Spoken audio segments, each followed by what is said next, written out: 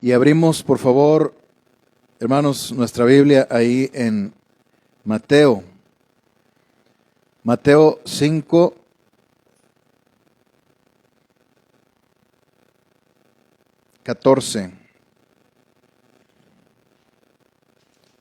y 15 también. Mateo 5, 14 y 15.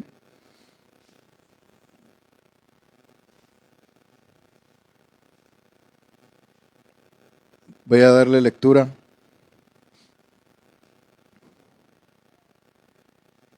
Y luego me gustaría que nos pusiéramos en manos de Dios, ¿verdad? En oración.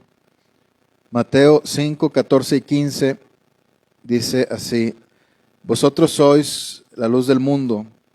Una ciudad asentada sobre un monte no se puede esconder, ni se enciende una luz y se pone debajo de un almud, sino sobre el candelero, y alumbra a todos los que están en casa. Así alumbre vuestra luz delante de los hombres, para que vean vuestras buenas obras y glorifiquen a vuestro Padre que está en los cielos. Amén. Vamos a orar.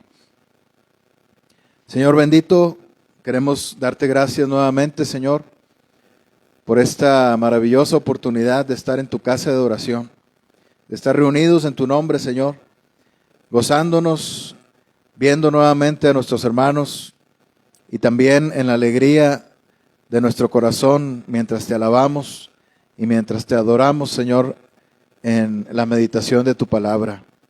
Ayúdanos, Señor, guíanos con tu Santo Espíritu, danos el día de hoy nuestra porción y que podamos, Señor, aplicar a nuestra vida todo lo que tú nos enseñas. Que tu Santo Espíritu, Señor, impacte nuestra vida y nuestro corazón, de tal modo que tu palabra quede sellada, Señor, en nuestra alma y podamos ser luz a nuestro alrededor. Gracias, bendito Dios. Gracias por acompañarnos. Gracias por estar aquí, porque tú eres, Señor, el único motivo por el cual estamos aquí. Gracias, bendito Dios. En el nombre del Señor Jesucristo oramos. Amén. El Señor Jesús estaba dando una predicación algo profunda, algo larga, mejor iba a decir algo larga y profunda. Una predicación que perduraría por los siglos hasta la fecha. Es una de las predicaciones que más conoce la gente, el Sermón del Monte. Muchos lo conocen o porque lo han escuchado en alguna escuela dominical, en alguna predicación, o incluso porque lo han escuchado o porque lo han visto en una película, ¿verdad? Cuando hay ahora que va a ser la Semana Santa, ¿verdad? Mucha gente pues está al pendiente también de la programación en la televisión, y si se dan cuenta es cuando más películas pasan acerca de la crucifixión del Señor Jesucristo. Y cuando hablan de la crucifixión, no empiezan hablando de la crucifixión y terminan hablando de la crucifixión, sino que las películas tratan de la vida de Jesús, de su ministerio, y casi siempre incluyen el Sermón del Monte, ¿verdad? Por eso les comento que es muy conocido. Y esta predicación del Señor tiene mucha profundidad, está bien ordenada, ¿verdad? Presenta, ¿verdad? El Evangelio, presenta el espíritu de la ley y presenta el propósito de la palabra de Dios para nuestra vida. En cada uno de sus puntos, comienza ahí en el capítulo 5, hablando de las bienaventuranzas. Ya hablábamos la vez pasada acerca de las bienaventuranzas.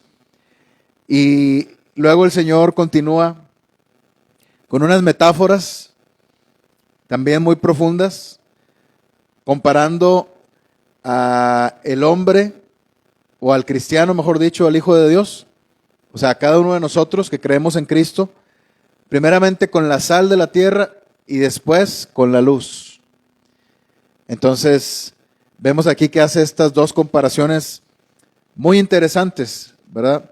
Solo que en esta ocasión me quise enfocar en la segunda, que es la luz del mundo. El Señor tenía una manera fascinante de predicar. Él no dormía a nadie, jamás se dormía la gente. En una ocasión, cuando el apóstol Pablo estaba predicando, un joven se quedó dormido en una ventana, ¿verdad? En un lugar alto, y se cayó, porque el apóstol Pablo ya llevaba mucho tiempo predicando, ¿verdad? Ustedes se duermen con mis predicaciones y yo apenas duro 40 minutos, ¿verdad?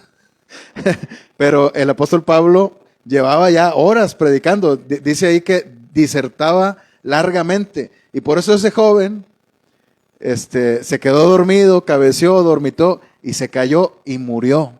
Pero luego el apóstol Pablo, sintiéndose responsable por su vida de ese joven, oró por ese joven, ¿verdad? Y el espíritu de ese joven regresó, o sea, resucitó ese joven. Entonces,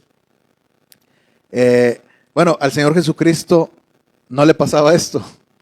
El Señor Jesucristo de una manera tan fascinante, tan poderosa de predicar, que siempre dejaba a todos con la boca abierta, aún aquellos que estaban bien preparados en la ley, aún aquellos que estaban bien preparados en la Biblia, conocían la Biblia muy profundamente, pero aún así, cuando lo escuchaban hablar, se quedaban maravillados. Cualquier cosa que decía, por ejemplo, una frase que dijo el Señor, que los dejó maravillados, cuando pidió primero que sacaran una moneda, y preguntó de quién era esa figura que estaba ahí, y respondiendo dijeron, del César. Y él dijo, bueno, dad al César lo que es del César, y a Dios lo que es de Dios. Y esta frase, esta enseñanza, perduraría y se haría tan popular, tan famosa, que hasta la fecha, mucha gente que ni siquiera ha leído la Biblia, la conoce. Entonces, el Señor tenía esa manera de hablar tan profunda, que ahora podemos ver en este versículo, ¿verdad? Cómo compara a los hijos de Dios con la luz. ¿Por qué hace esta comparación el Señor? Primeramente, porque está hablando de un contraste, ¿verdad? Está hablando de lo que es el mundo y lo que debemos ser nosotros. El mundo es tinieblas, oscuridad, perdición, pecado. ¿Y qué es lo que debemos ser nosotros? Luz, verdad en el Señor, la palabra de Dios, que proyectemos o reflejemos a Cristo en nuestra vida. Que al momento de estar Cristo en nuestro corazón, que también eso se haga evidente al momento de que nosotros reflejamos a Cristo de nuestro corazón, pero hacia nuestra vida. Entonces vemos aquí que el Señor habla de la luz del mundo. Hay un punto, ¿verdad? Primeramente, que me gustaría tratar respecto a esto, que es acerca de qué significa esa luz. ¿Qué significa esa luz? ¿Verdad? Primeramente vemos que esto se trata de una metáfora. Una metáfora es cuando se toma un elemento existente, un elemento tangible que se puede tocar, ¿verdad? Un elemento que todos podemos ver, como una flor.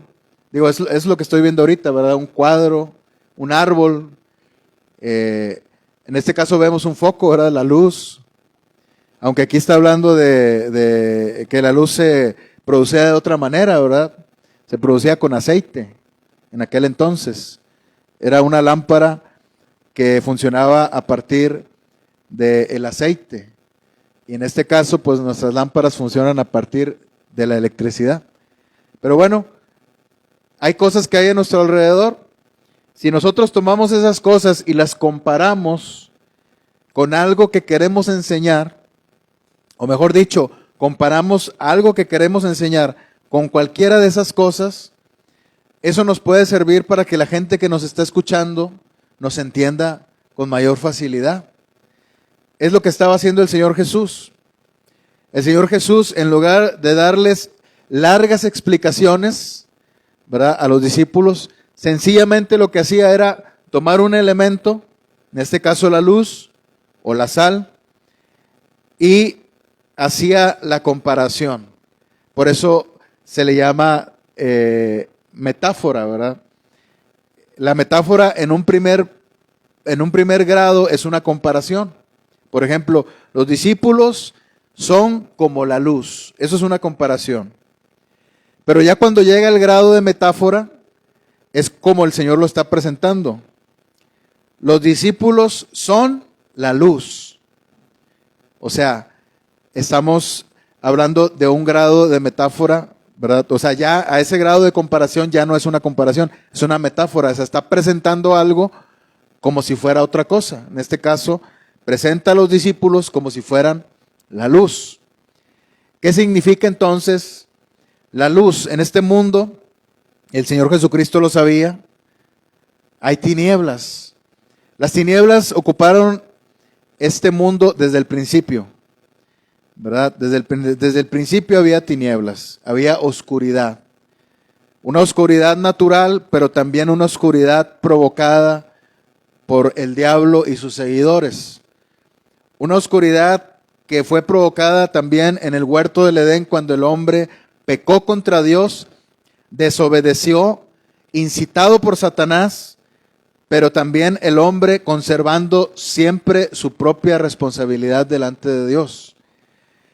Y de ese modo viene a llenarse la tierra de tinieblas, de oscuridad, de perdición, de pecado. Dice la palabra que el pecado entró por un hombre al mundo y por el pecado entró la muerte. La muerte también es oscuridad. La muerte, todo lo que tenga que ver con el pecado, son las tinieblas de este mundo. Y el Señor Jesús y la palabra misma de Dios hace esta comparación siempre. La luz es todo lo que proviene de Dios, todo lo bueno, todos los dones de Dios, todos los dones que nos fueron dados por el Señor, todo lo bueno que podemos hacer aquí. Bueno, ya me estoy adelantando, ese es el segundo punto, pero la luz es todo lo bueno y las tinieblas es todo lo malo, todo lo contrario.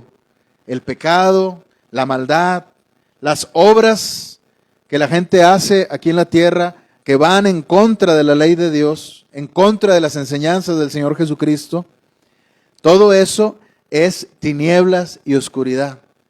O sea, el Señor nos lo pone como algo muy simple, muy sencillo, fácil de entender.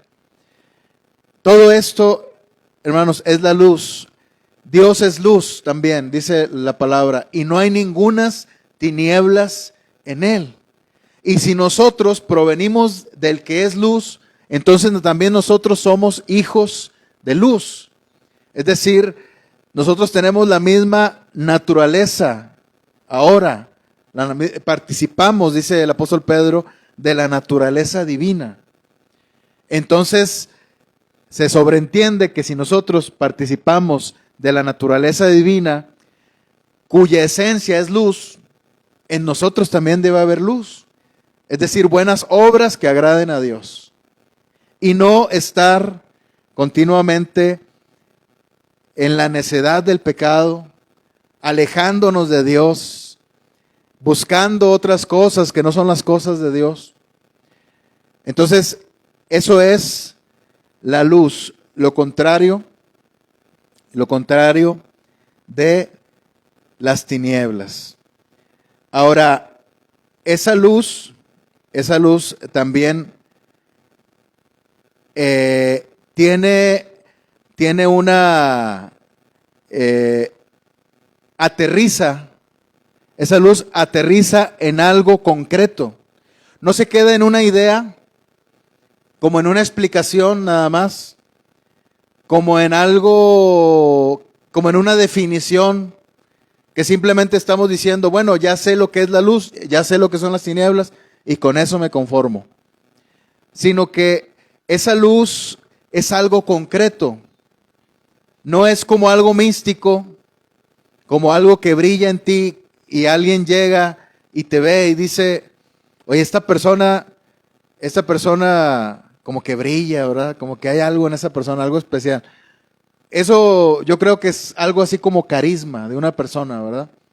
Una persona que atrae, que tiene, que impone, ¿verdad? Que tiene presencia.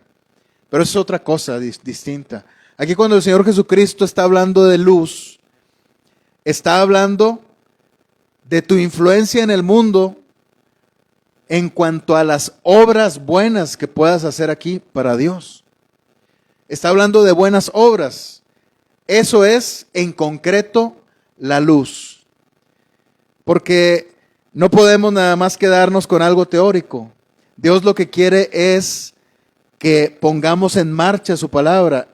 Y la manera de poner en marcha esta enseñanza de que somos la luz del mundo no es nada más quedarnos en que la gente sepa que somos cristianos. Eso es lo primero que se debe hacer. Que la gente sepa que somos cristianos, porque muchos ocultan su identidad como cristianos. Tal vez les dé vergüenza. Tal vez tengan miedo de las represalias, de las consecuencias que esto les va a traer en su trabajo, con sus vecinos, etc. Pero claramente ha dicho el Señor que si alguno se avergüenza del Hijo de Dios, Él se avergonzará de nosotros en el día en que estemos delante de Él. Entonces, nosotros no debemos avergonzarnos de nuestra identidad. Ahora somos hijos de Dios. Ya no somos hijos de las tinieblas. Ya no somos esclavos del pecado. Estábamos nosotros en la fila de la venta de esclavos del pecado, encadenados, casi obligados a pecar, a estar ahí condenados a dirigirnos caminando hacia el abismo, para que todos cayéramos con todo y nuestras cadenas en el abismo eterno del infierno. Pero el Señor, con su tierna voz, nos llamó de las tinieblas en las que estábamos esclavizados, nos llamó a su luz admirable. Y es por eso que ahora, cuando nosotros lo escuchamos y Él nos llamó, nos quitó toda esa inmundicia, todo ese pecado que había en nosotros. Nos limpió con su poderosa sangre, con el sacrificio que Él hizo en la cruz. Y es por eso que ahora que estamos en su luz admirable, Él espera que nosotros seamos luz aquí en la tierra. Es la primera de las enseñanzas que el Señor Jesucristo les estaba mostrando o dejando a sus discípulos, que fueran luz, que hicieran buenas obras, dice aquí el Señor. Así alumbre vuestra luz delante de los hombres, para que vean vuestras buenas obras. En concreto, eso es la luz. Se habla tal vez poco acerca de las buenas obras, porque a veces se confunde el asunto de la salvación con las buenas obras. Y pensamos que si la salvación es por gracia, entonces no necesitamos hacer buenas obras. Pero la palabra de Dios dice otra cosa. La palabra de Dios dice que sí, la salvación no es por obras, es por gracia. Pero una vez que tú tienes una fe, esa fe concreta, verdadera, se traduce en obras. Se convierte en obras para Dios. Y en buenas obras, no solamente obras, ni malas obras, sino buenas obras para Dios. En tu corazón, ahora que tienes a Cristo, está el impulso natural de ayudar a alguien más. Está el impulso natural de ayudar principalmente a los de tu casa y a los tuyos, es decir, a tus hermanos en Cristo, de atender las necesidades de otros. Está ese impulso natural. ¿De dónde proviene? Del Espíritu Santo que ahora mora en ti. Esas son las buenas obras. De una forma natural surgen de tu corazón y se manifiestan en ti. No las frenes.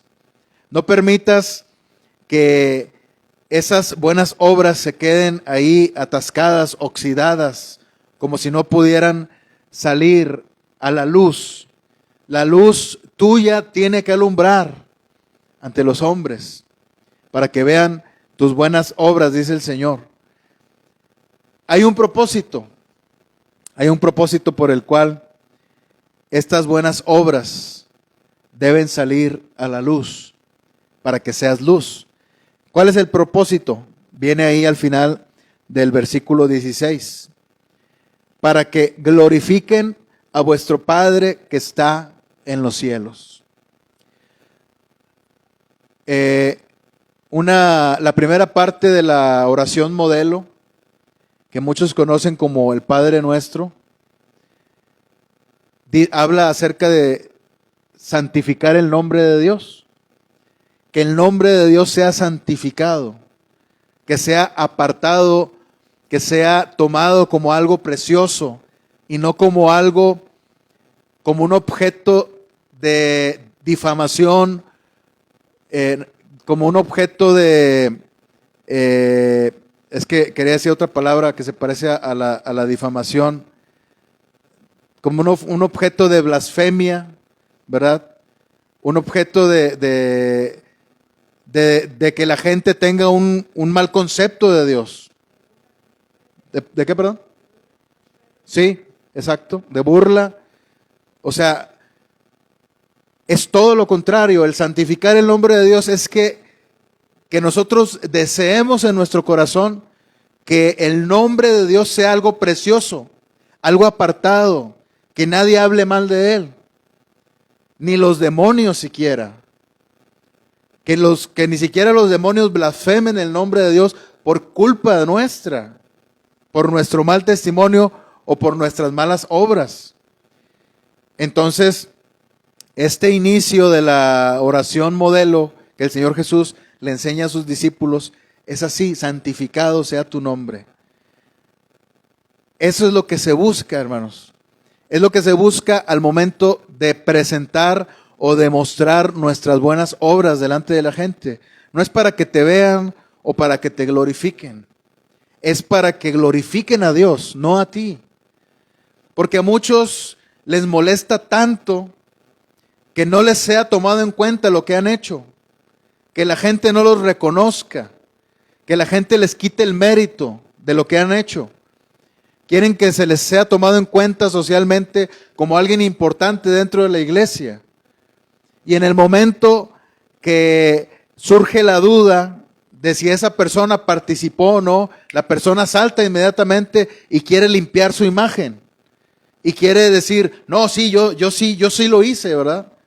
Yo sí participé. ¿Por qué dices que no participé? Yo sí participé. Inmediatamente es querer limpiar la imagen personal. Y ahí es donde sale, como dicen vulgarmente, ¿verdad? Como se dice, ahí es donde enseñamos el cobre, ¿verdad? Y vemos cuáles son las intenciones de nuestro corazón.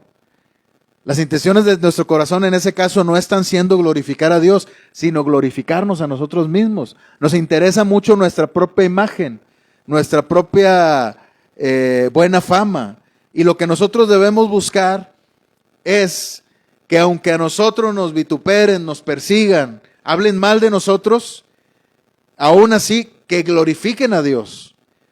Que la gente que hable mal, que lo haga mintiendo y no diciendo la verdad.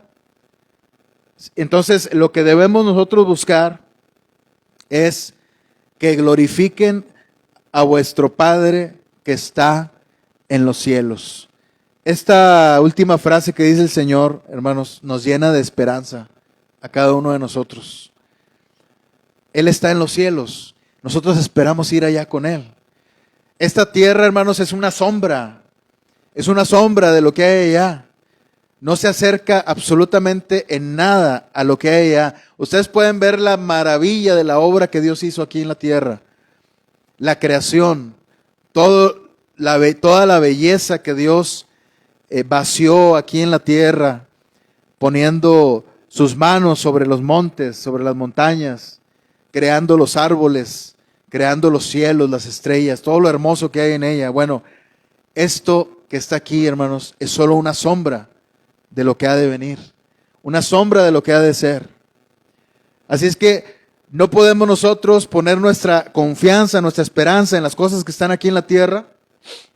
No podemos nosotros buscar nuestra propia gloria, que eso es algo como, en realidad no es gloria, sino vanagloria, es algo vano.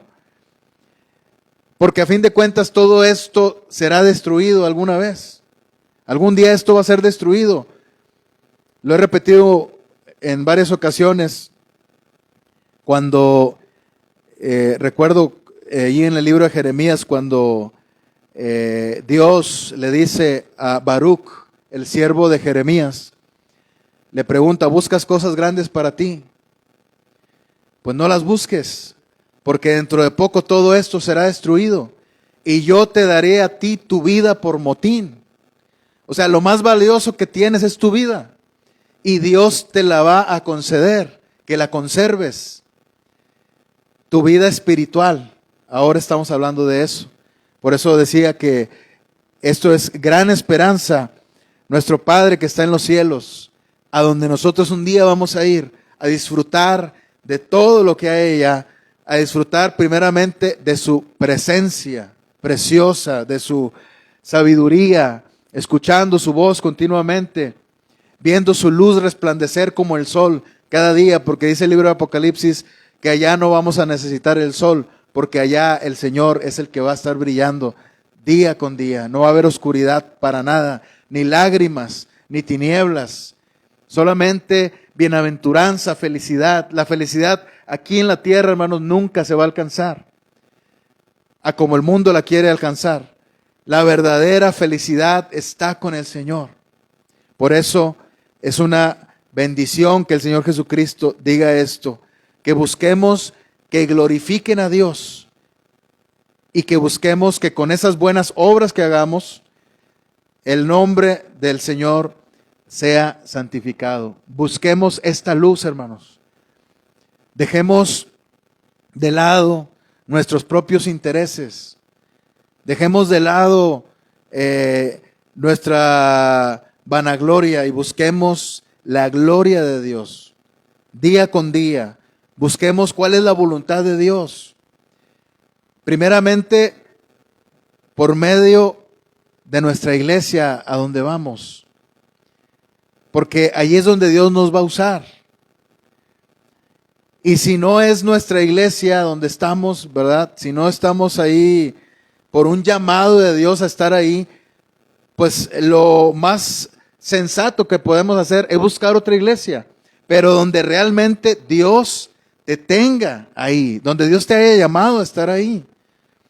Porque tal vez deberías preguntarte, ¿por qué no respondes a el servicio o a la obra que se hace en tu propia iglesia? Tal vez deberías preguntarte eso. Y tal vez tú mismo puedas ver que es quizás porque Dios no te ha llamado a estar aquí en Pan de Vida.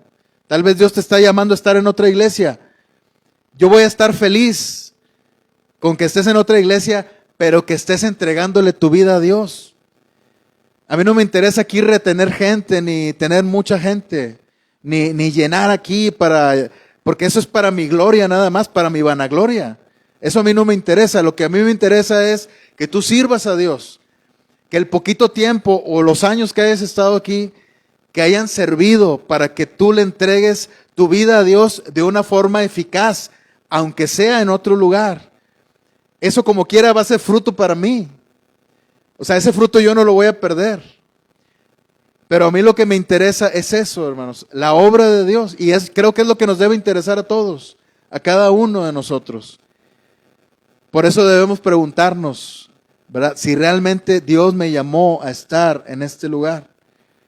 Para que ahí seamos luz, para que ahí glorifiquen al Padre Celestial. Pero si vamos a estar fluctuando, flaqueando, buscando nuestras propias cosas, ¿verdad? Solamente buscando a Dios de vez en cuando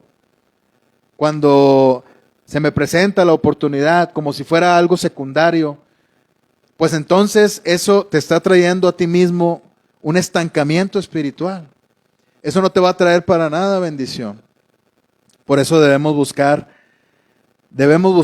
dónde es donde Dios quiere que brille. Dónde es donde Dios quiere que la luz de Él sea manifestada en mi vida. ¿En qué lugar? ¿En qué comunidad? ¿En qué espacio? ¿En qué congregación? ¿Dónde me quiere Dios? Una vez que resolvamos esto, vamos a estar, como dicen, como pez en el agua, sirviéndole al Señor. Pero hay que resolverlo. No se puede quedar en el limbo, hermanos. No se puede quedar así. Tenemos que tomar una determinación, una decisión. ¿De dónde soy? Soy de Cristo, ya lo sé. Pero hay un lugar en donde Dios te tiene para servir. Atendamos ese llamado, hermanos. Atendamos el llamado. No el llamado que yo hago. Tal vez ustedes ven de pronto que a lo mejor han de decir, el hermano se enoja, ¿verdad? Porque no vamos o lo que sea. Ya les dije también, ¿verdad? Perdónenme si los fastidio con esto. Pero ese es mi trabajo y yo no voy a renunciar a ese trabajo. Pero ese no es el caso, hermanos. El caso es que cada uno de nosotros resolvamos en nuestro corazón dónde le vamos a entregar nuestra vida al Señor para que glorifiquen a Dios. Que nos unamos todos en ese mismo propósito, en un solo propósito, que es brillar con nuestras buenas obras en lo personal y también como iglesia, para que esta comunidad pueda ver la luz de Cristo, si no, nunca la van a ver. Solamente van a ver ahí una religión que está ahí, que se reúne ahí en ese lugar. Ah, qué bonito que se reúnen ahí. Yo paso por ahí, pero no van a ver esa luz. Esa luz, ¿cómo la van a ver? No la van a ver nada más teniendo cultos de reunión. La van a ver cuando nosotros pongamos por obra esas enseñanzas del Señor aquí en esta comunidad y en las comunidades que nos rodean. Dios tiene grandes cosas para esta iglesia, pero tenemos también nosotros que ser valientes como el Señor le mandó a Josué. Tenemos que ir hacia adelante, ir por ese fruto que Dios nos tiene prometido, ¿verdad? Entonces busquemos esa voluntad de Dios para brillar en donde Dios quiere que nosotros seamos luz. Amén. Vamos a orar. Gracias, bendito Dios. Gracias por tu palabra, Señor. Gracias, Señor, porque ella no vuelve a ti vacía, Señor. Sabemos, Señor, que a veces uno habla como hombre en muchas ocasiones, pero siempre confiando, Señor, en que ninguna palabra, así como lo hiciste con Samuel, ninguna palabra caiga a tierra, bendito Dios. Ninguna palabra de las que se han mencionado. No dejes caer a tierra ninguna de nuestras palabras, Señor. Que se cumpla aquí tu propósito, Señor, en Pan de Vida, en esta comunidad, en este municipio, Señor. Por algo tú nos trajiste aquí, tú nos has llamado para servirte y para que tu evangelio sea proclamado alrededor de este lugar. Gracias, bendito Dios, por este privilegio hermoso que nos das de ser luz, de ser portadores de esa preciosa luz que proviene de tu Santo Espíritu, bendito Dios. Gracias, Señor, en el nombre del Señor Jesucristo. Amén.